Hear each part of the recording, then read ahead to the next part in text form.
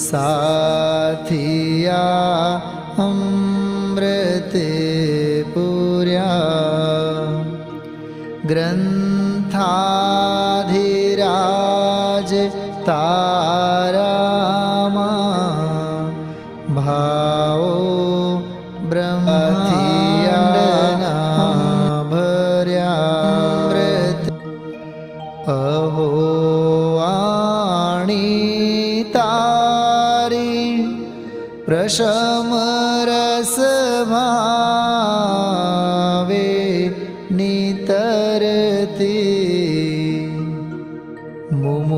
मुमुक्षुने पाति अमृत रस अंजलि भरी भरी अनादिनी मूर्छा विशतणी त्वराथि उतरती विभावेथी थंभी स्वरूप भळी दौड़े परिणति तू छे निश्चय ग्रंथ भंग सगळा व्यवहारना भेदवा तू प्रज्ञाक्षिणी ज्ञानने उदयनी संधि सहु छेदवा साथी साधकनो तो भानु जगनो संदेश महावीरनो विसामो भवक्लांतना हृदयनो तू पंथ मुक्ति तरणो सुणे तने रसनिबंध शिथिल थाय जाने तने हृदय ज्ञानी तणा जनाय तू रुचतां जगतनी रुचियाळ से सो तू रिझता सकल ज्ञायक देव रीझे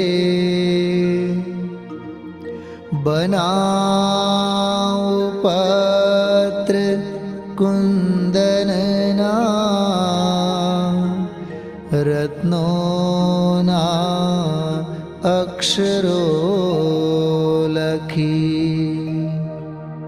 तथापि कुंद सूत्रोना अंकाए मूल्यना कदी।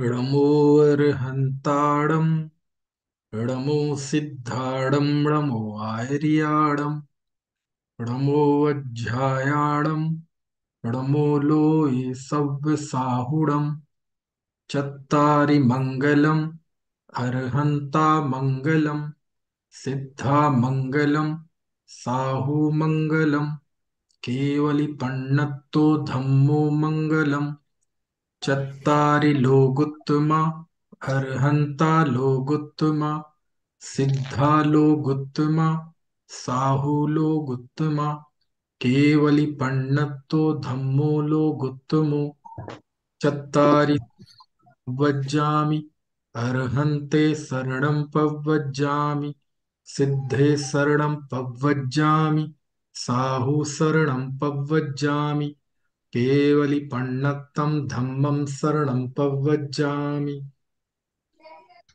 दित्तौविसिद्धे धोयमचलमणोभवं गतिं पत्ते क्षामि समय पाहुड मिणमो सुद के हाँ लगातार।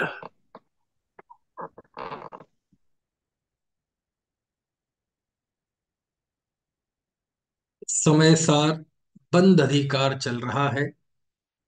और पिछले कई महीनों से हमारी ये श्रृंखला रुकी हुई थी। आज बहुत समय बाद दोबारा ये रिज्यूम कर रहे हैं।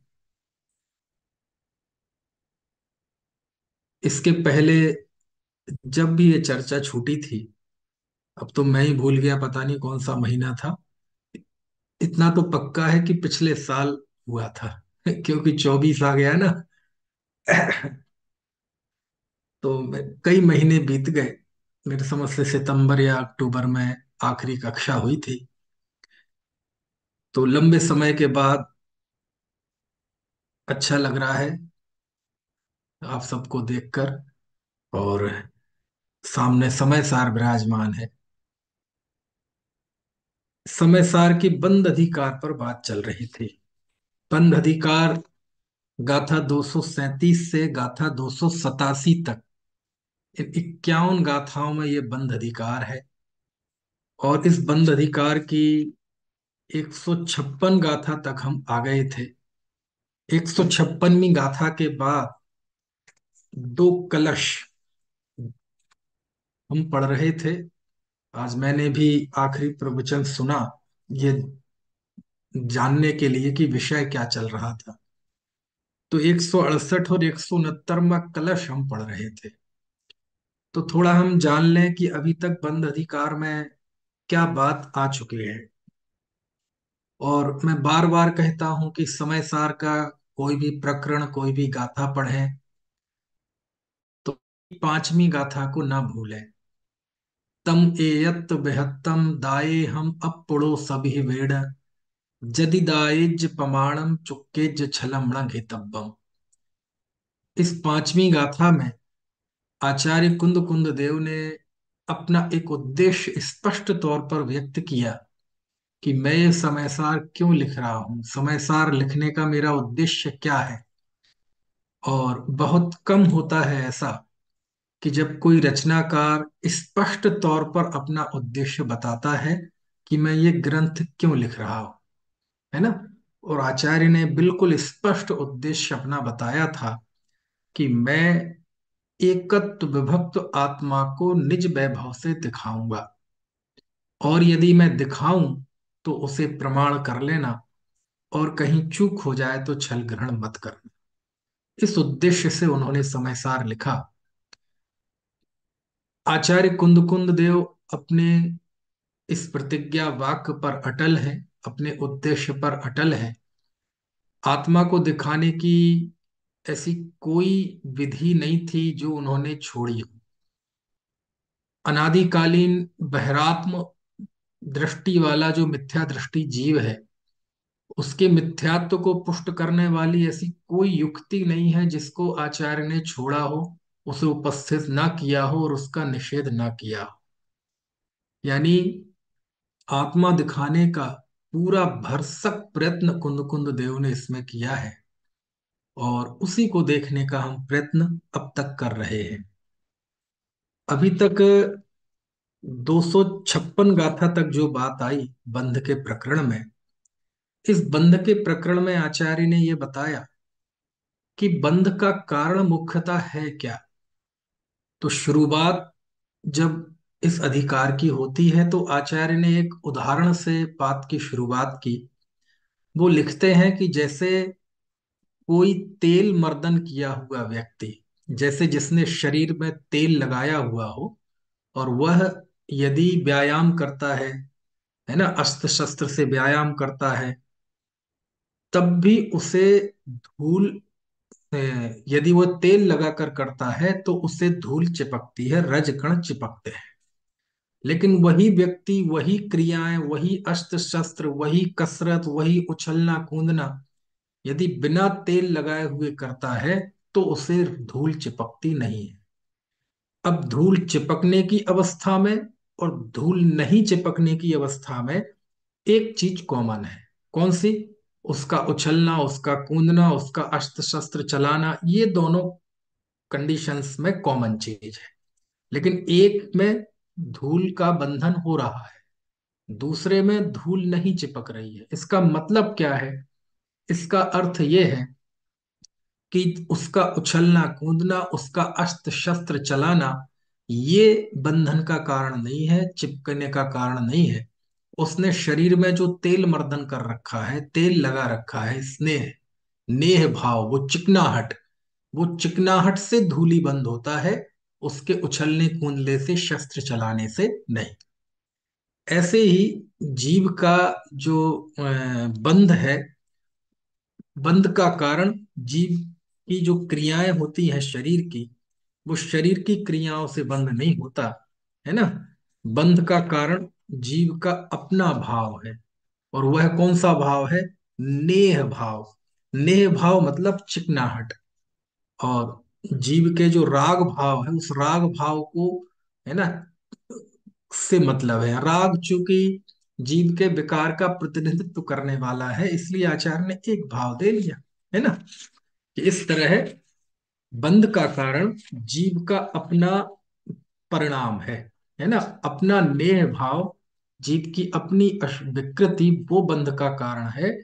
शरीर की क्रिया या कोई परद्रव्य बंधन का कारण नहीं है। यहां से बंध की शुरुआत होती है। और वो इस बात को कहते हैं निश्चय नय से, कि निश्चय से विचार किया जाए तो वास्तव में जीव के परिणाम से ही बंध होता है ना। अब यहाँ हमने एक बहुत अलग ही बिंदु पर विचार किया था कि निश्चय से तो बंधन होता ही नहीं है। समझ में है ना? फिर यहाँ निश्चय से बंधन क्यों कह रहे हैं? तो हमने जाना था कि नए किसी व्यक्ति पे, किसी वस्तु पे कोई सुनिश्चित नहीं है। नए तो वस्तु को देखने का एक दृष्टिकोण है, एक नजरिया है, एक व्यू है ना। एक नए तो एक तराजू है, उस पर कुछ भी तौल लो आप। समझ में आया? तो जब हमारा विषय होगा आत्मा, तो आत्मा में अलग तरह से नए लागू होंगे। कैसे लागू होंगे? कि निश्चय से आत्मा में ना बंध है ना मुक्ति है। समझ में आया ना? तो वहां विषय है आत्मा। तो शुद्ध निश्चय नय से आत्मा बंध और मोक्ष से पार है। तो वहां बात अलग है। यहाँ हमारे मूल्यांकन का बिंदु आत्मा नहीं है, यहाँ हमें बात करनी है बंधन पे। समझ में आया ना? अभी हमने निश्चय और व्यवहार की तराजू पे रखा था आत्मा। तो वहां आत्म दृष्टि से देखा जाए तो बंध और मोक्ष कल्पना है। लेकिन अब यहाँ रख रहे हैं हम उस कसौटी पे, उस तराजू पे बंध को। तो बंध को तभी रख सकते हैं कि सबसे पहले तो ये माने कि बंध है, बंध होता है। समझ में आया ना? अब मुद्दा बदल गया। तो बंध पे जब निश्चय व्यवहार लागू होंगे तो अलग तरह से होंगे। वहां बंधन सत्य है, लेकिन बंधन का कारण क्या है, उस पर जब विचार करते हैं तो आचार्य कहते हैं कि जब जीव राग द्वेष रूप परिणमन करता है तो उसे बंधन होता ही है। बाहर की क्रिया से बंधन हो भी और ना भी हो, उसका कोई नियम नहीं है। तो बंधन की प्रक्रिया में कौन ऐसा कारण है जिसके होने पर बंध होता ही है? जितनी डिग्री का भाव होगा उतनी डिग्री का बंध होगा ही। और नहीं करेगा तो नहीं। तो ये बंध का जो नियम है वो जीव के भाव के साथ है, बाहर की क्रिया के साथ नहीं है। इसलिए वो निश्चय न है।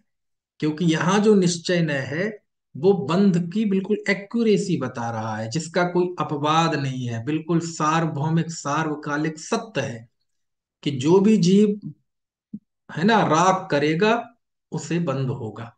जितना राग करेगा उतना बंध होगा। जैसा राग करेगा वैसा बंध होगा। जब भी राग करेगा तब बंद होगा, और नहीं करेगा तो नहीं होगा। समझ में आया ना? तो सारा जो नियम है वो जीव के परिणाम के साथ बंध का घटित हो रहा है, क्रिया के साथ घटित नहीं हो रहा है। क्रिया हो मरने की और परिणाम हो बचाने का, क्रिया हो बचाने की और परिणाम हो मारने का। समझ में आया ना? तो बाहर की क्रिया के साथ जीव के बंधन का नियम नहीं बनता, जीव के परिणाम के साथ बंधन का नियम बनता है, इसलिए वो निश्चय है। यहां से आचार्य ने बात शुरू की थी। चूंकि आचार्य को यहाँ बंधन की प्रक्रिया बताना अभिष्ट नहीं है, आचार्य को तो भगवान आत्मा बताना। और भगवान आत्मा की प्राप्ति में, आत्मानुभूति में सबसे बड़ी बाधा जो है, जिसे आचार्य कुंद कुंद भगवान देखते हैं, वो है जीव की कर्ता बुद्धि। जीव के अंदर जो कर्तृत्व पाया जाता है, ये आत्मानुभूति में सबसे बड़ी बाधा है। और कुंद कुंद देव इस कर्ता बुद्धि को सबसे बड़ी बाधा देखते हैं। अब आप कहेंगे कि आपको कैसे पता है? कैसे पता आपको कि कुंद कुंद आचार्य कर्तृत्व बुद्धि को सबसे बड़ी बाधा देखते हैं? तो मुझे नहीं, आपको भी पता है। हो सकता है इसकी पहले चर्चा आ भी गई हो, रिपीट हो रहा हो विषय, क्योंकि अब लंबा समय हो गया। उसके बीच सैकड़ों व्याख्यान किए हैं, कहाँ को कौन सी बात आ गई मुझे ही ध्यान नहीं। तो इसलिए रिपीटेशन भी हो जाए तो आप समझ लेना कि रिवीजन चल रहा है। वो ये कि समय सार की 415 गाथाओं में 76 गाथाओं में तो कर्ता कर्म अधिकार है, ठीक है, उसमें भी कर्ता बुद्धि पे चोट है। 108 गाथाओं में सर्व विशुद्ध ज्ञान अधिकार है, जो कि अभी हम पढ़ेंगे आगे, अभी आया नहीं है वो सर्व विशुद्ध ज्ञान अधिकार भी कर्ता कर्म अधिकार का ही एक तरह से पार्ट टू है, एक्सटेंशन है। तो एक उसमें भी कर्तृत्व पे चोट की है जोरदार। तो 108 गाथाएं और 76 गाथाएं कितनी हो गई? 184 गाथाएं। इसके बाद ये जो बंद अधिकार की 51 गाथाएं हैं, ये भी कर्ता बुद्धि पर ही चोट करती है कि कोई जीव किसी के जीवन मरण सुख दुख का कर्ता नहीं है, क्योंकि सबसे ज्यादा जीव इन्हीं में उलझा है। तो ये 51 गाथा है। तो यदि इन सबको मिला दें तो मेरे समझ से 184 और 51 कितने होते हैं, है ना? बहुत सारे, मतलब 235 लगभग गाथाएं हो जाती हैं। और 415 गाथाओं में 235 गाथाएं यानी लगभग 55%, 55% लगभग समय सार में कर्ता बुद्धि पे जोर है। तो इससे समझ में आता है कि आचार्य कुंद कुंद का कर्ता बुद्धि पे कितना बल है कि भैया इसे छोड़ो, इसे छोड़े बिना आत्मानुभूति नहीं होती। समझ में आया? एक बात। दूसरी बात, सबसे ज्यादा, यानी कोई व्यक्ति जिन धर्म प्राप्त करता है, संगी पंचेंद्रिय होता है ना, और देवशास्त्र गुरु की भक्ति करता है, कुगुरु कुदेव कुधर्म का सेवन छोड़ता है ना, स्वाध्याय करता है, त्याग करता है, व्रत करता है, तो कई बार उस बड़ा महामंद कषाई हो जाता है। समझ में आया? लेकिन महामंद कषाई होने के बावजूद भी उसके अंदर कर्तृत्व की मान्यता पड़ी रहती है। पहले जब वह जीवों को मारता था तो मारने का कर्तृत्व करता था। अब वह जीव दया पालन करने लगा, व्रत पालन करने लगा, तो बचाने का कर्ता बन गया। कहने का आशय है वो कर्तृत्व से बाहर नहीं निकला। और कर्तृत्व से बाहर नहीं निकलेगा तो आत्मोपलब्धि नहीं होगी। क्यों? क्योंकि आत्मा जैसा निर्विकार शांत सौम्य सरल है, उसका अनुभव करने वाली पर्याय को भी वैसा ही सरल होना पड़ेगा, वैसा ही निर्लेप निर्मित निर्लिप्त और निर्भर होना पड़ेगा। समझ में आया? जैसे शेरनी का दूध सामान्य पात्र में नहीं ठहरता, ऐसी मान्यता है, उसको तो सोने का पात्र चाहिए। ऐसी भगवान आत्मा की शुद्धता, उसकी, है ना, निर्लेपता, है ना, उसका प्रभुत्व उस कर्तृत्व के कटोरे में नहीं समाता। कर्तृत्व की मान्यता वाला व्यक्ति उस आत्मा के अनुभव करने की कोशिश करेगा तो वह उसका विषय बनेगा ही नहीं। समझ में आया ना? सांप बाहर भले ही कितना ही टेढ़ा हो, लेकिन जब अपने घर में प्रवेश करेगा तो सीधा होके ही जाएगा। ऐसी ये परिणति, ऐसी ये परिणाम, संसार में कितना ही कर्तेपन में डूब पड़ रहे, कितना ही अड़ा रहे, बड़ा रहे, समझ में आए ना, कितना ही आकर्षण में रहे, और उसके कारण से संसार की भली कितनी सफलताएं मिल जाए, पुण्य के द्वारा इंद्र नरेंद्रों का वैभव मिल जाए, तो इस परिणाम के द्वारा, कर्तृत्व परिणाम के द्वारा, वक्र परिणाम के द्वारा संसार में तो घूमा जा सकता है, चारों गतियां घूमी जा सकती हैं, बड़ी बड़ी सफलताएं प्राप्त की जा सकती हैं, लेकिन आत्मा में जाने के लिए तो इस परिणाम को निर्भर होना है ना, बिल्कुल सरल होना पड़ेगा। इसके मस्तिष्क पे जरा सी भी बल होगी, जरा सा भी भार होगा, कर्तृत्व का जरा सा भी अहंकार होगा, तो दुनिया में कुछ भी हो जाए, सब हो सकता है, लेकिन आत्मोपलब्धि नहीं होगी। यही कारण है कि आचार्य देव सबसे ज्यादा प्रहार, सबसे ज्यादा चोट काय पे करते हैं? कर्ता बुद्धि पे करते हैं। और कर्तृत्व का बोझ आमतौर पे व्यक्ति के किन चीजों पे होता है? आप में से कोई ऐसा नहीं होगा जो ये मानता होगा कि सृष्टि को मैंने बनाया, सृष्टि का संचालन मैं कर रहा हूं। कोई मानता है ऐसा? आप में से कोई ये मानता है कि ये तीन लोक मैंने बनाए? आप लोग में से कोई ये मानता है कि ये सूर्य चंद्रमा का जो परिचालन है, संचालन है, वो मैं कर रहा हूं? आप में से कोई ये मानता है कि ये सुबह और शाम का चक्र, सूर्य निकलना, सूर्य ढलना, चंद्रमा निकलना, सुबह उजेला हो जाना, ये सब हम करते हैं? आप में से कोई मानता है क्या कि ये जनवरी, फरवरी, मार्च, अप्रैल का चक्र हम कर रहे हैं? कोई नहीं मानता। आप में से कोई ऐसा मानता है क्या कि क्या उत्तर भारत में इतनी सर्दी पड़ रही है, वो सर्दी मैं कर रहा हूं? कोई नहीं मानता, है ना? लेकिन हमारी जैसे व्यक्ति को जलन जो होती है, ईर्ष्या, दूर के व्यक्ति से नहीं होती, अपने नजदीक के व्यक्ति से होती है। आप में से किसी को इस बात की जलन नहीं होगी कि नरेंद्र मोदी प्रधानमंत्री, समझ में आए ना, नरेंद्र मोदी के प्रधानमंत्री होने से किसी को जलन नहीं हो, लेकिन आपका रिश्तेदार, आपका मित्र, है ना, आपका पहचान वाला, वो यदि बहुत बड़े पद पे चला जाए तो आपको ईर्ष्या होगी।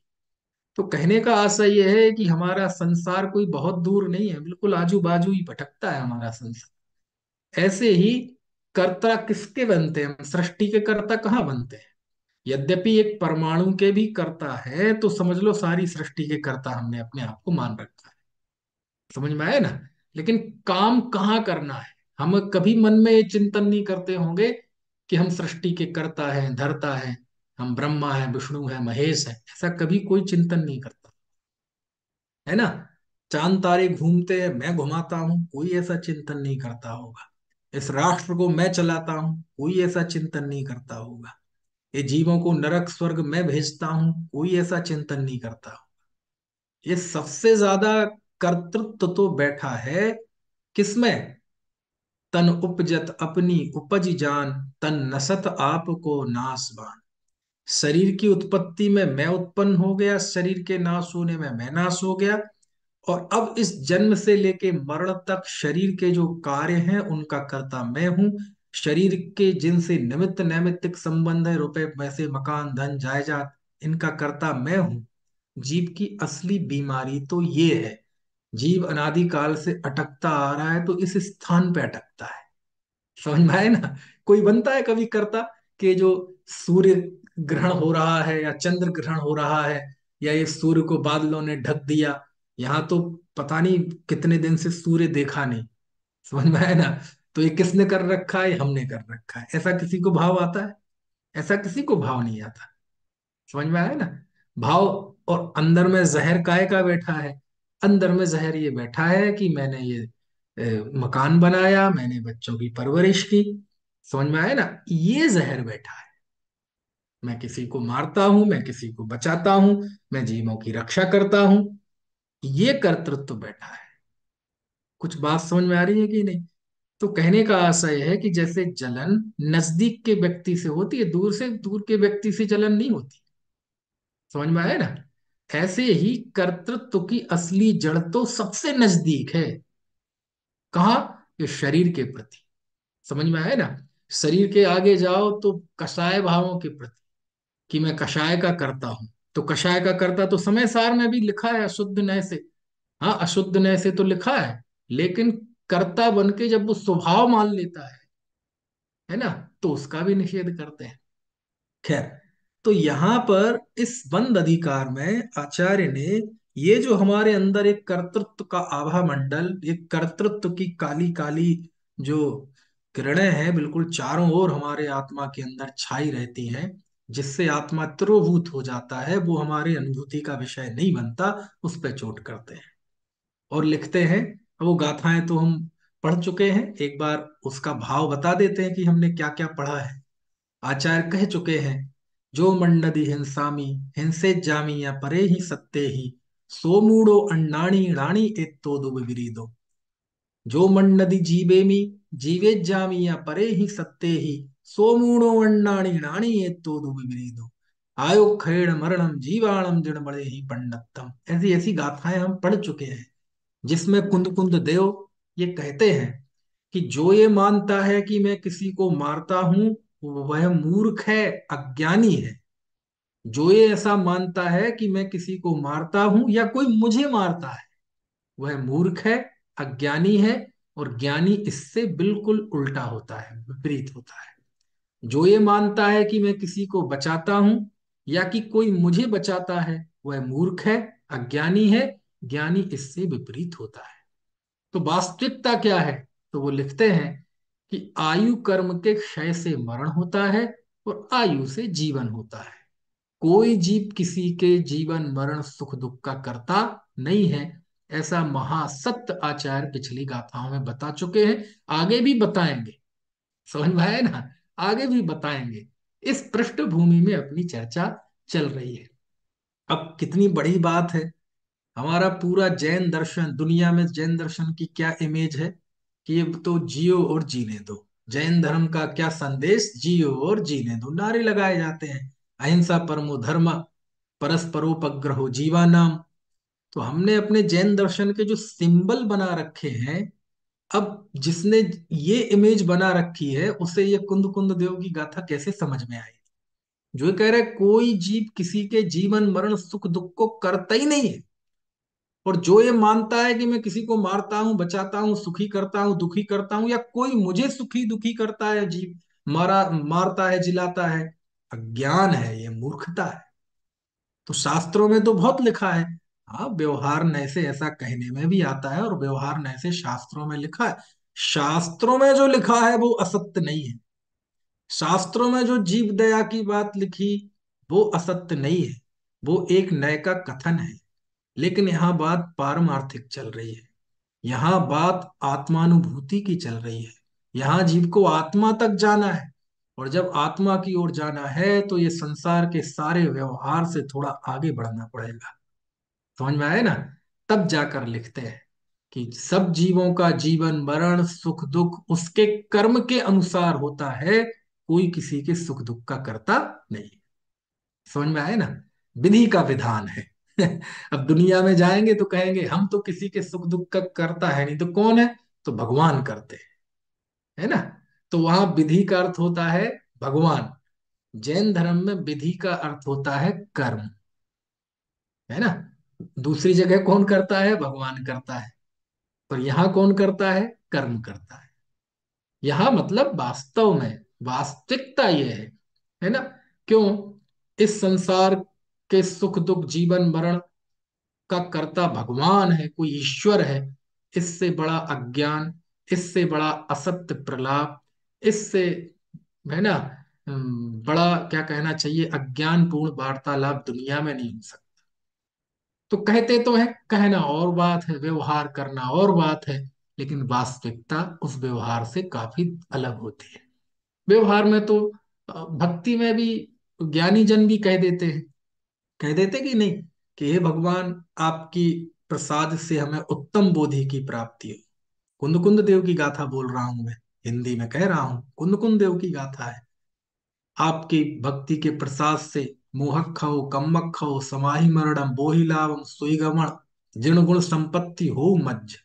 आपके भक्ति के प्रसाद से मेरे मोह का नाश हो, मेरे कर्म का नाश हो, मेरा सुगति गमन हो, मेरा समाधि मरण हो, और मुझे जिनेन्द्र गुण की संपत्ति मिले, जिन गुण रूपी संपत्ति मुझे मिले। तो ये क्या है ना। तो अब अब व्यवहार में ऐसा कहा जाता है, भगवान पे भी कर्तृत्व का आरोप डाल देते हैं, लेकिन व्यवहार अलग है, बोलना अलग है। यहाँ जो बात चल रही है बहुत गहरी बात है, बहुत अंदर की बात है, जहां इन आंखों को सारे निमित्त नैमित्तिक संबंधों से दूर ले जाकर अंदर में जाना पड़ेगा। और वहां जो भगवान आत्मा है वो वास्तव में किसी के सुख दुख का करता नहीं है। कहाँ है सुख दुख का करता? समझ में आया ना। जो भी मरता है वो आयु कर्म के क्षय से मरता है, जीवित रहता है वो अपने आयु कर्म के उदय से जीवित रहता है। यानी ये भी जिन धर्म का एक पक्ष है। देखो कमाल की बात यह है कि ये सारी चर्चाएं हम सबके, क्या कहना चाहिए, दुर्भाग्य की वजह कह लो, लेकिन अब तो समझने मिल गई तो अब तो सौभाग्य है। यानी कितनी कठिन हो गई है बात। जैन दर्शन का कोई भी ऐसा सिंबल है जिसमें ये बात हो? जैसे अभी मैंने बताया, जैन धर्म का क्या संदेश, जियो और जीने दो, अहिंसा परमो धर्मा, परस्परोपग्रहो जीवा नाम। ये जो जैन दर्शन की इमेज सारे विश्व में पहुंच गई, क्या इस इमेज में क्या जरा सा इतना अंश भी है कि एक शुद्ध नय का, निश्चय नय का एक पहलू ये भी है कि कोई किसी को मारता बचाता नहीं? कुछ बात समझ में आ रही ना। कोई किसी को, परस्पर उपग्रहो जीवा नाम, जीवों के कोई परस्पर सुख दुख का संबंध नहीं है। अहिंसा परमो धर्मा, कोई किसी की हिंसा नहीं करता और ना कोई किसी को बचाता है। ये भी एक पारमार्थिक पहलू है। क्या इसकी कल्पना भी संभव है? लेकिन ये है, और 2000 साल से आचार्य ने पहले लिख रखा है। लेकिन क्या करें, वो चीज बिल्कुल इतनी दुर्लभ बन गई, और किसी को बताओ तो ऐसा लगता है पता नहीं कहाँ की बातें चल रही हैं। और एक गाथा नहीं लिखी आचार्य ने, गाथा पे गाथा, गाथा पे गाथा, गाथा पे गाथा। अमृतचंद स्वामी का भी जी नहीं भरता। कलश पे कलश, कलश पे कलश, कलश पे कलश। पूरा बंध अधिकार केवल एक बिंदु पर केंद्रित है कि कोई किसी के जीवन मरण सुख दुख का करता नहीं है। क्योंकि हमारे कर्तृत्व का आभा मंडल बिल्कुल आसपास ही है। कोई सृष्टि का कर्ता स्वयं को नहीं मानता, कोई चांद तारों का कर्ता स्वयं को नहीं मानता, कोई अमेरिका अफगानिस्तान देश का कर्ता खुद को नहीं मानता। हर जीव कहाँ अटका हुआ है? मैं शरीर का करता हूं, मैं परिवार का करता हूं, मैं परिवार की परवरिश करता हूं। ये जो अपने पास पास का मंडल बना रखा है, इस पे कुंद कुंद देव चोट करते हैं।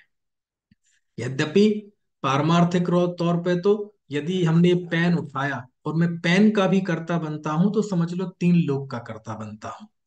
क्योंकि जैसा पेन है हमसे भिन्न है, ऐसा 3 लोग हमसे भिन्न है। यदि हमने इस पुद्गल की जाति का कर्ता बन गए, तो ये 3 लोग का जो अखंड पुद्गल है, अथवा मुझसे भिन्न जो अजीब का स्कंद है, हम उसके कर्ता बन गए। लेकिन हमारी चिंतन में, हमारी सोच में, हमारी जो धारा चलती है 24 घंटे, उसमें लोक नहीं है, चांद तारे नहीं है। समझ में है ना। उसमें कौन है? शरीर है, या शरीर से संबंधित हमारा जो एक आसपास का लोग हैं, परिवार है, वो है। इसलिए कुंद कुंद देव उस पे चोट करते हैं कि कोई किसी के जीवन मरण सुख दुख का करता नहीं है। क्यों चोट करते हैं? इस कर्तृत्व के अभिप्राय सहित, इस कर्तृत्व के भार को लेकर कुछ भी हो जाए संसार में, लेकिन आत्मा नहीं मिलेगा। समझ में आया ना। कर्तृत्व के भार सहित निर्भर नहीं हो सकते, क्योंकि सीधी बात है, परिणाम को वैसा होना पड़ेगा जैसा आत्मा है। जैसे आत्मा निर्भर है, निर्द्वंद है, ऐसे ही उसकी दस्तक देने वाला, उस आत्मा की डोरबेल बजाने वाला भी ऐसा ही निर्भर होना चाहिए। जैसा आत्मा शांत है, ऐसे ही उसकी दस्तक जो दरवाजे पे दे रहा है, उसका चित्त भी ऐसा ही शांत होना चाहिए। तब वह आत्मा अनुभूति का विषय बनता है। समझ में आए ना? इसलिए आचार्य खूब चोट करते हैं। कोई किसी मैं सोचो, यदि जैसे अपन सब अपना मूल्यांकन करें, तो सुबह से लेके रात तक, रात से लेके सुबह तक काय के विकल्प चलते हैं, कर्तृत्व के विकल्प चलते हैं। लेकिन वो कर्तृत्व के विकल्प किस संबंधी होते हैं? शरीर या शरीर से संबंधित परिवारजन, इसके अलावा कोई तीसरा विकल्प होता है? समझ में आए ना? है। या तो उसका चिंतन चलेगा जिसके कारण, जिसे आप अपने दुख का कारण मानते हैं, या उसका चिंतन चलेगा जिसको आप अपने सुख का कारण मानते हैं। है ना?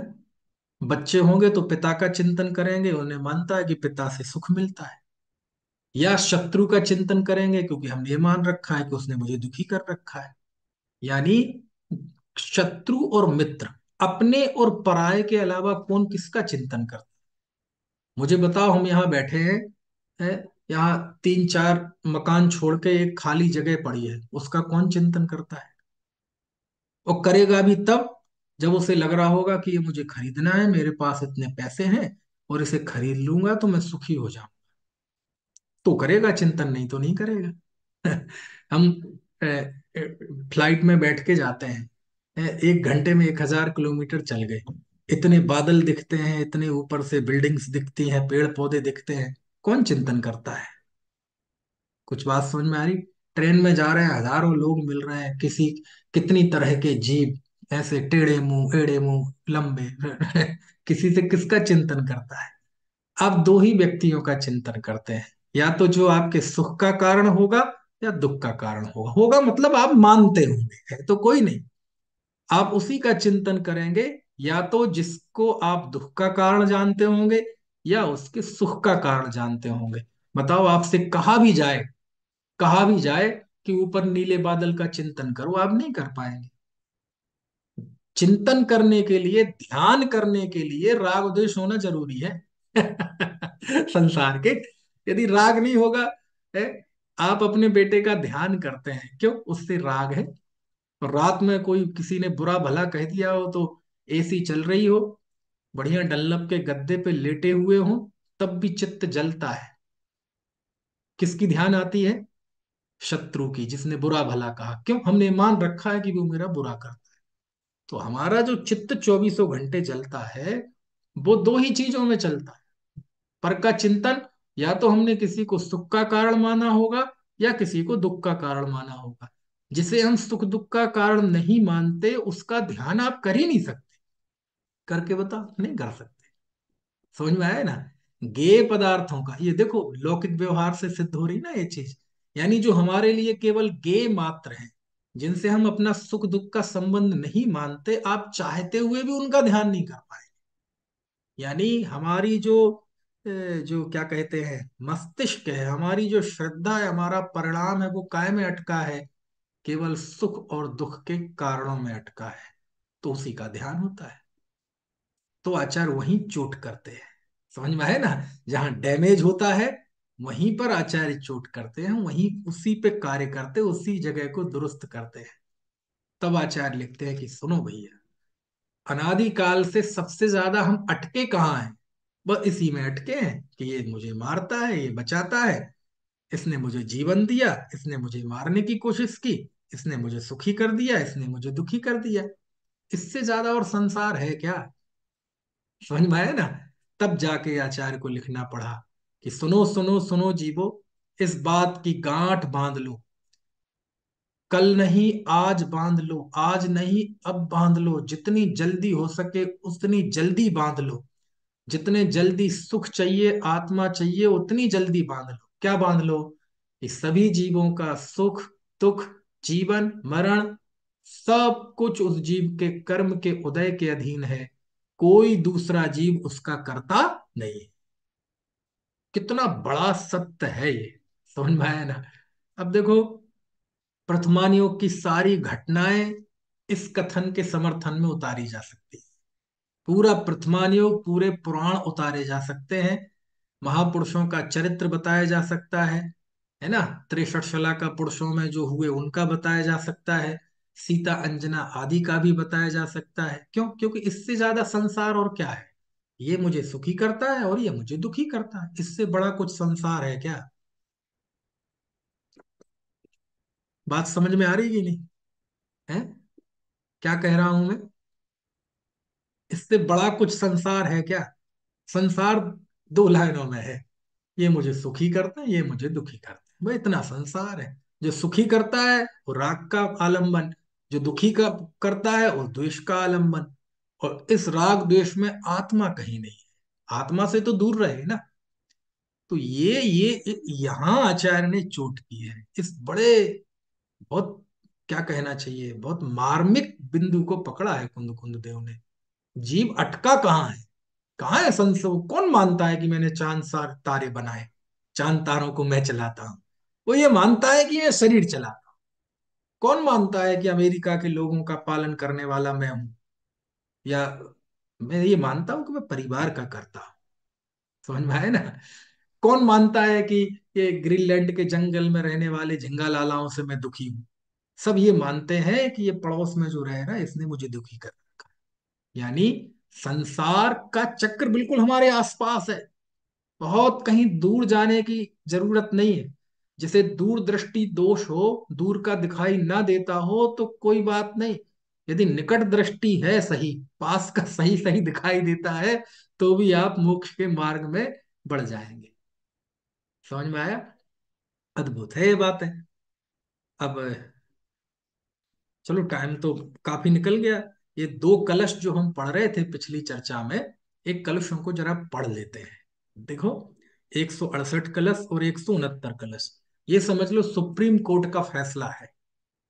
ये एक, यानी परस्परोपग्रहो जीवानाम, जियो और जीने दो, अहिंसा परमो धर्मा, ये जो बातें हैं इससे बहुत ऊपर की बात है अब जो हम इन कलशों में पढ़ने वाले हैं। समझ में आए ना? मैं आपसे पूछता हूं, मैं कभी कभी बड़ा दुखी होता हूं इस बात को लेकर। आप कहीं भी चले जाइए, कोई भी बड़ा नेता, अभिनेता, उद्योगपति, यदि वो जैनियों के मंच पर आता है, जैनियों के मंच पर, ठीक है, तो जैनियों के मंच पर आकर वो जैन धर्म के गुणगान करता है। करना ही पड़ता है, वो उनके प्रोटोकॉल में है। समझ में आया ना? और वो दो तीन बातों से ज्यादा आज तक कोई जैन धर्म के बारे में नहीं बोलता। कौन सी?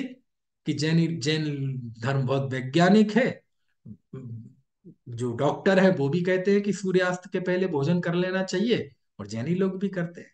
जैन लोग जीव दया पर जोर देते हैं। समझा? यानी गिनती की दो चार बातों के अलावा विश्व में क्या इमेज बनी जैन धर्म की, बस यही कि रात में नहीं खाते हैं, पानी छान के पीते हैं, और जीव दया की बात करते हैं, और इनके साधु बहुत तपस्वी होते हैं। अब वो तो सबको दिखता ही है, उसमें तो कोई अलग से कहने की भी जरूरत नहीं, दिखता ही है सबको। यानी जैन धर्म की इससे अलग आज तक हम इमेज नहीं बना पाए। माने आज तक किसी के मुंह से इससे आगे कभी सुना ही नहीं। क्यों नहीं सुना? ये जो है, ये यदि, देखो, जैन धर्म विश्व धर्म कब बन सकता है? जब वैज्ञानिक बात हो। समझ में आया ना? अंधविश्वासों से, है ना, चमत्कारों से जैन धर्म विश्व धर्म बनेगा क्या? है? वहां उनने भगवान के ऊपर धारा डाल दी, और वहां दिल्ली में भर्ती है वो माता जी ठीक हो गई। समझ में आया ना? यहाँ बेंगलोर से पैसे ट्रांसफर किए बिजोलिया जी, बिजोलिया जी में धारा हुई और यहाँ ठीक हो गई। हे भगवान! ऐसी बातों से जैन धर्म विश्व धर्म बनेगा? जैन धर्म की ये इमेज जाएगी दुनिया के पास तो जैन धर्म की प्रभावना होगी कि अप्रभावना होगी? ये दाने कर लो, ये कर लो, ये कर लो, है ना, तो तुम्हारे पुण्य का उदय आ जाएगा। क्या फर्क रहा तुम में और उनमें? दुनिया कह रही थी कि तुम लाल चटनी से समोसा खाते हो तो बंद कर दो, हरी चटनी से खाओ, कृपा रुकी हुई है वहीं ठीक हो जाए। तुमने दूसरा कह दिया कि तुम ऐसे ऐसे कर लो तो तुम्हारा उदय बदल जाएगा, तुम्हारे घर में सुख शांति आ जाएगी। फर्क क्या रहा दोनों में? समझ में आया ना? भैया, विश्व धर्म बनाना है तो इसकी वैज्ञानिकता बतानी पड़ेगी, और ये इससे बड़ा कोई विज्ञान नहीं है।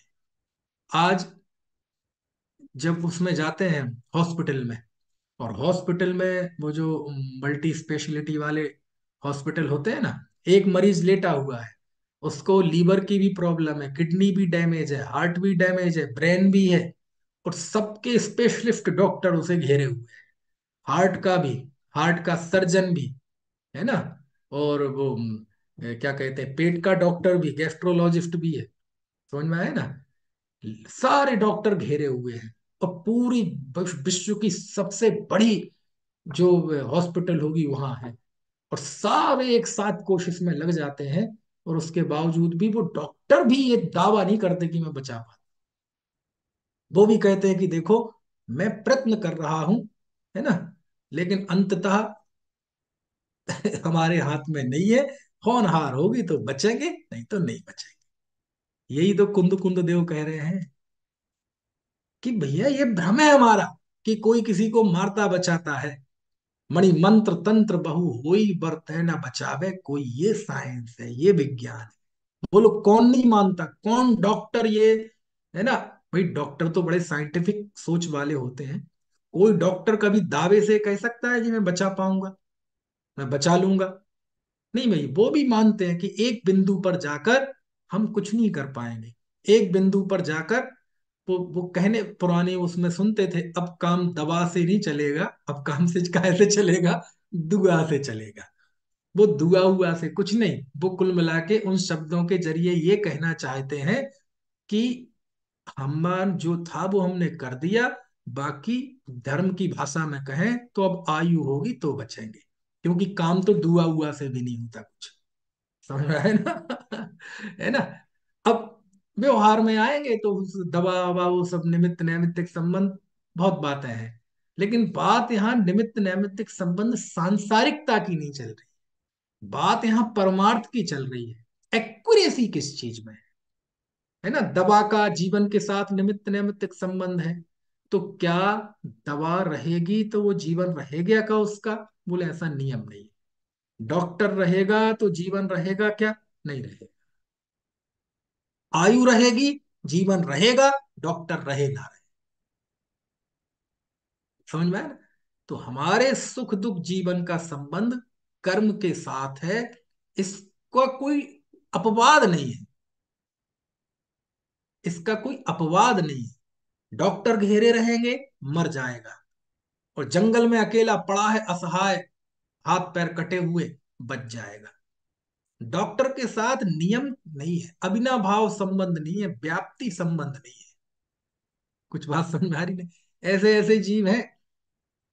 किसका आता है राजा छत्रसाल का या शिवाजी का, किसका आता है नाम मिस हो सकता है, भूल सकते हैं, कि वो अपने घोड़े पे जा रहे थे पत्नी को लेकर, और पीछे शत्रु लगे हुए थे, और ऐसी स्थिति आई कि पत्नी की डिलीवरी होनी थी, घोड़े पे डिलीवरी हो गई। समझ में आया? शायद राजा छत्रसाल थे या शिवाजी थे, कौन थे मुझे पता नहीं। तो उन्होंने अपने बच्चे को, चल घोड़ा दौड़ रहा है, पीछे शत्रु लगे हैं तलवार लेके, बच्चे को ऐसा फेंक दिया जंगल। समझ में आया ना? और जब वो सुरक्षित जगह पहुंच गए, और कुछ दिन बाद जब वापस आए, तो बच्चा जिंदा मिला, खेल रहा था। बोलो, तुरंत का पैदा हुआ बच्चा, ऊपर एक शहद का छत्ता लगा हुआ था मधुमक्खियों का, उसमें से एक आध बूंद गिर जाती थी, और वो बच्चा ऐसा चप चप करके कर जाता था, और वो जिंदा मिला उसे। बताओ आप, अब क्या कहोगे इसे? यानी मरण का कौन सा निमित्त नहीं था?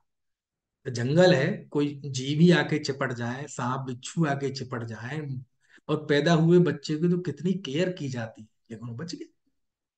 खैर, ये तो एक मुंह पे आ गया है, ऐसे लाखों उदाहरण मिल जाएंगे। अभी आपसे कहें तो आप कितने बता देंगे? पुराणों में तो भरे पड़े हैं, किस्से कहानियों में, इतिहास में तो भरे पड़े हैं कि जब मरने का समय आ जाए, आयु कर्म नष्ट होता हो, तो खड़ा खड़ा व्यक्ति। समझ में आया ना? तो अब तो, और आज के समय में तो बिल्कुल ये वैज्ञानिक दिखता है कितना। रोज हम घटनाएं नहीं सुनती कि 26 साल का आदमी था, बस बैठे बैठे खत्म जीवन। आज ही अखबार में पढ़ा कि एक इंजीनियर था, वो क्रिकेट खेल रहा था, रोज खेलता था स्वास्थ्य रक्षा रखने के लिए, तो रन दौड़ रहा था, और रन दौड़ते दौड़ते बीच में अटैक, जीवन खत्म। पिच पे ही ढेर हो गया। कोई पहलवान एक्सरसाइज कर रहा है जिम में, और जिम में वो डंबल करते हुए और वो करते हुए बस ढेर हो गया। समझ में आया ना? क्यों हो गया? क्या कारण था? भैया आयु कर्म नहीं बचा था, बहुत नहीं था आयु कर्म। समझ में आया ना? है? ये है जैन दर्शन कि जीव के जीवन मरण सुख दुख का करता ना तो कोई भगवान है, ना कोई दूसरा व्यक्ति है। तो कौन है? उसका कर्म। समझ में आया ना? क्यों? दिख रहा है ना साफ, साफ साफ दिख रहा है ना। कर्म का कार्य देखने के लिए कोई बहुत गहरी दृष्टि नहीं चाहिए, साफ साफ दिख रहा है। समझ में आया ना? है? देखो तब लिखते हैं आचार्य, ये दो कलश हैं, कलश पढ़ते हैं जरा। सर्वं सदैव नियतं भवति स्वकीय, कर्मोदयान्मरण जीवित दुःख सौखम्, अज्ञानमेतदीयत्तु परः परस्य, कुर्यात् पुरान्मरण जीवित दुःख सौख्यम्। ये भक्तंबर वाली लय है ना, बसंती का छंद। अज्ञानमेतधिगम्य परात्परस्य, पश्यन्ति ये मरण जीवित दुःख सौख्यम्, कर्माण्यं कृतिरसेन चिकीर्षवस्ते, मिथ्यादृशो नियतमात्महनो भवन्ति। देखो जरा अर्थ पढ़ते हैं। ये तो, ये जो कलश है ना, 168वां, तो ड़मोकार मंत्र जैसा याद करने लायक है। शांति का, सुख का मूल मंत्र। समझ में आया? देखो क्या लिखते हैं। सर्वम, आ सर्वम, सर्वम मतलब सब, सदैव यानी हमेशा, नियतम मतलब नियति, नियम से, भवती होता है क्या, जीवित मरण दुख सौख्यम, जीवन मरण सुख दुख कैसे होता है? स्वकीय कर्मोदयात भवती, अपने कर्म के उदय के अनुसार, अपने कर्म के उदय से होता है। समझ में आए ना? है? परस्य कुर्यात, है ना, परस्य कुर्यात पुमान मरण जीवित सुख दुखम पर, कोई पर जीव, कोई दूसरा जीव सुख दुख जीवन मरण को करता है ना। यत्तु, यत्तु ये जो है, एतत् अज्ञानम, यह तो अज्ञान है। समझ में आया ना? अब वो हिंदी उसका करने में उसका टेस्ट ही चला जाता है ना। और वो बिल्कुल जो चीज सीधे समझी जाए ना, है, क्या लिख रहे हैं? सब जीवों का सदैव ही, सब सर्वम यानी इसका कोई अपवाद नहीं है। कोई कोई ऐसा जीव हो जो ये कह दे कि नहीं, मैं सुख दुख का करता दूसरे का, सबका लिखा सर्वम, एक इंद्रिय से लेके संगी पंचेंद्रिय तक, साथ में रख के नारकी से लेके, है ना, सर्वार सिद्धि के देव तक, है ना, मनुष्यों में आए तो कीड़े मकोड़ों से लेके हाथी तक, कोई भी हो, सब जीव। मुक्त को क्यों नहीं ले रहे? क्योंकि वो तो संसार के सुख दुख से ऊपर चले गए। संसार में जितने भी जीव हैं, सर्वम, सभी जीव, कोई भी इसका अपवाद नहीं है। समझ में आए ना? कोई भी इसका अपवाद नहीं। और दूसरा लिखा सदैव, ऐसा नहीं है कि आज तो हम किसी के सुख दुख के करता नहीं है, आज कोई हमारे सुख दुख का करता नहीं, लेकिन पहले तो था ना, चौथे काल में तो ऐसा होता होगा, या भविष्य में पंचम काल में तो ऐसा होगा। कहते ना कभी था, ना कभी है, और ना कभी होगा। ये एक सार्वभौमिक सार्वकालिक सत्य है। इस बात को दो शब्दों से बता दिया, कौन सा? सर्वम और सदैव। समझ में आ गया?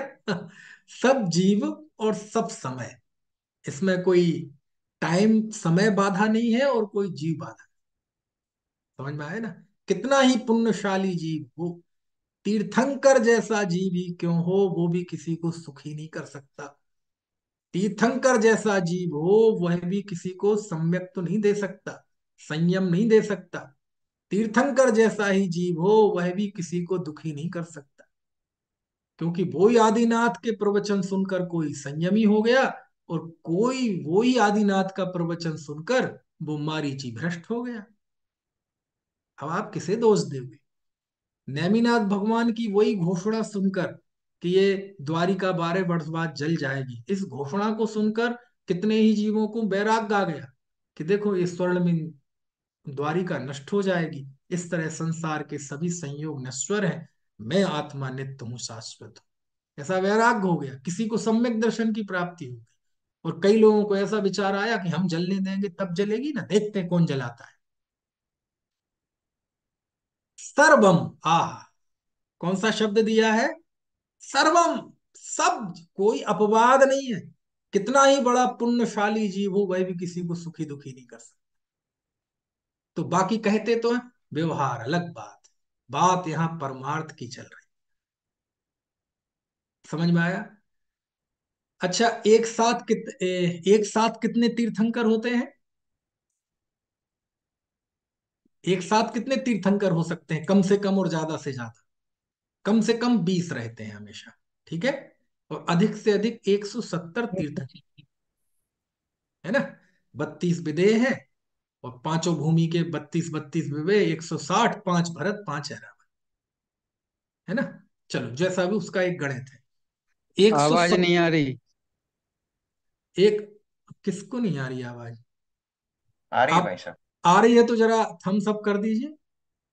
हाँ, सबको आ रही है, कहीं आप एरर देख लीजिए। तो मैं ये बता रहा था कि जब 6 महीने 8 समय में कितने जीव मोक्ष जाते हैं? 608 ही जाते हैं। देखो कमाल की बात, 20 तीर्थंकर हैं तब भी 608 ही जाते हैं, और एक साथ 170 तीर्थंकर इस ढाई द्वीप में विचरण करें तब भी 609 नहीं जाते, 8 ही जाते हैं। और आज 20 हैं तब भी 607 नहीं जाते, 608 ही जाते। क्या मतलब है इसका? कुछ बात समझ में आ रही कि नहीं? बहुत अद्भुत है। कितना सर्वम, आहा। क्या शब्द है? सर्वम, सब। उसी को तो छोड़ दो, किसी को नहीं छोड़ा जा सकता। सर्व, अद्भुत है ये शब्द। समझ में आया? बहुत।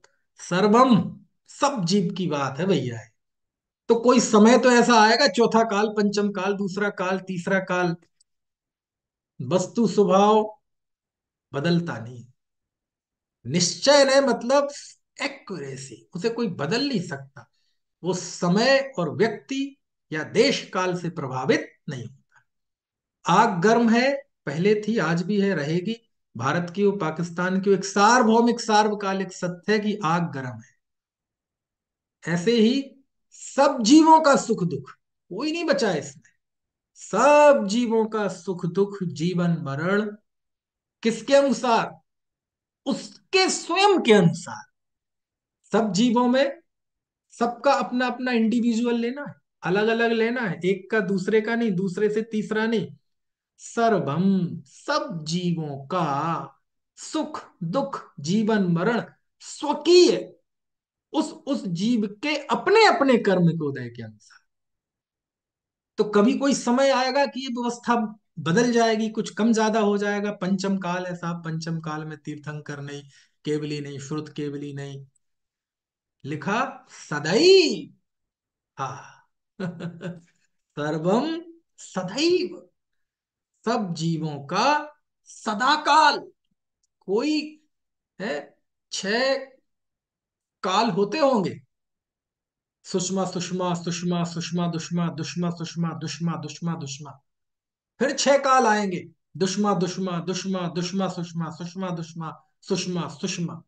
फिर उत्सर्पणी आएगी, फिर अवसर्पणी आएगी, फिर उत्सर, ऐसी अनंत उत्सर्पणी अवसर्पणी बीत गई, आज भी चल रही है, और अनंत और बीत जाएगी। समझ में आया ना? अनंत शताब्दियां बीत गई, आज हैं, अनंत चली जाएंगी। जनवरी फरवरी चैत्र वैशाख अनंतों चक्र बीत गए, भविष्य में बीतेंगे। सोमवार मंगलवार बुधवार अनंतों निकल गए, अनंतों और होंगे। सब कुछ बदलेगा लेकिन एक चीज नहीं बदलेगी। कौन सी नहीं बदलेगी? सर्वम सदैव नियतम भवति स्वकीयम कर्मोदयान मरण जीवित सौख दुख।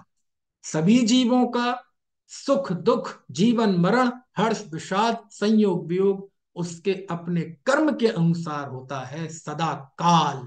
ये कभी बदलने वाली व्यवस्था नहीं। समझ में आया ना? बदलेगा सब है? है? जीव पहले निगोद में था, आज हम मनुष्य में हैं, भविष्य में मुख जाएंगे। सब बदलेगा। समझ में आया ना?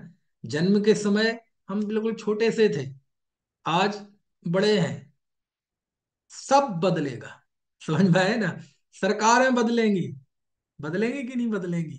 केंद्र सरकार बदलेगी, राज्य सरकार बदलेगी, है? समय के अनुसार धर्म का उत्थान पतन होगा, सब होगा, लेकिन एक चीज नहीं बदलेगी। कौन सी? सर्वम सदैव नियतम भवति सुखीय कर्मोदयान मरण जीवित सुख दुख। कि सभी जीवों का सुख दुख जीवन मरण नियम से सदा काल अपने कर्म के अनुसार होता है। ये नहीं बदलेगा कभी। समझ में आया ना? क्यों जी? कभी सूरज पश्चिम से निकलने लगे तो बोले निकल जाए तो निकल जाए, लेकिन ये नहीं बदले। हालांकि वो भी नहीं निकलेगा। समझ में आया ना? कहते ना, जब तक सूरज चांद रहेगा आदि आदि, है? जब तक सूरज चांद रहेगा, क्या कहते हैं, जैन धर्म का नाम रहेगा, उनका नाम रहेगा, इनका नाम रहेगा, सब खत्म हो जाएगा लेकिन ये नहीं बदले। कुछ बात समझ में आ रही है कि नहीं? है? ये व्यवस्था, ये सिद्धांत, ये महासत्य, ये सिस्टम, ये तंत्र, ये नहीं बदलेगा। समझ में आए ना? क्या बढ़िया है? सर्वम सदैव नियतम भवति स्वकीय कर्मोदयान मरण जीवित दुख सौख। है ना?